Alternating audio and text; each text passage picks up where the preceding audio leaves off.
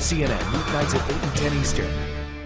Keeping them honest in Egypt, where dozens are dead, hundreds injured after a weekend of bloodshed. It's the worst violence in Egypt since the uprising 8 months ago that toppled President Hosni Mubarak. All the talk of a peaceful transition, just talk at this point. Look at this. This is the reality in the new Egypt. Too similar to the old. Military tanks right there running over people Sunday night.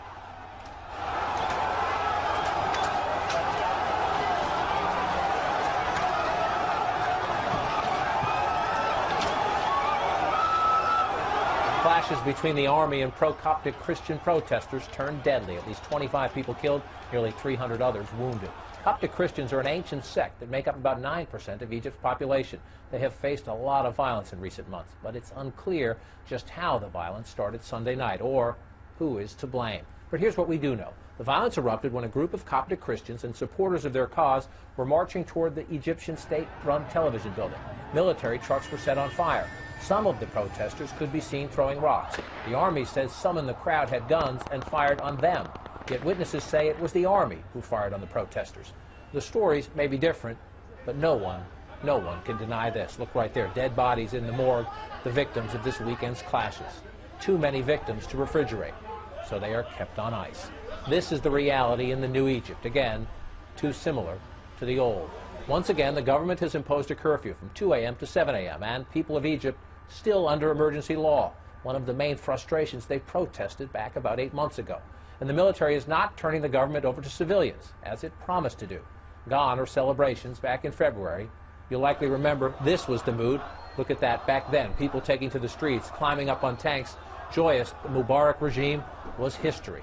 After weeks of protest in Cairo's Liberation Square, the people of Egypt were facing a new day, new hopes, new dreams. Gone, they thought, were the armored personnel vehicles running over people. You remember this?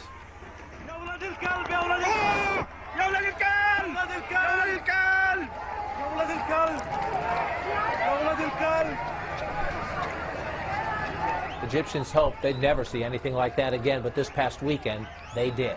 And just like during the uprising earlier this year, video is surfacing on YouTube. Now, we can't independently verify these videos, but we think it's important the world sees what's reportedly going on.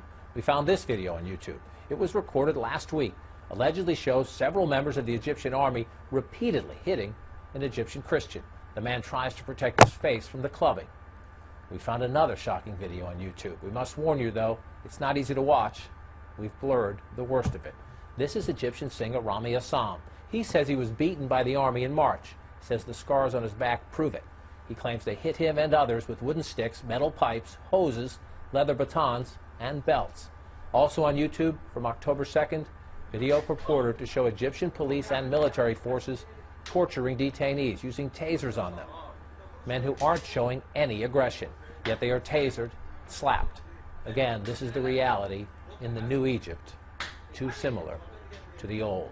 Here at home, the White House says now is the time for restraint on all sides so Egyptians can move forward together and forge a strong and united Egypt. Just last week, Defense Secretary Leon Panetta visited Egypt and said he had full confidence in the country and its people. He also had this message. It's extremely important for the stability of this region that Egypt be able to develop a strong democracy for the future and meet the aspirations of the Egyptian people.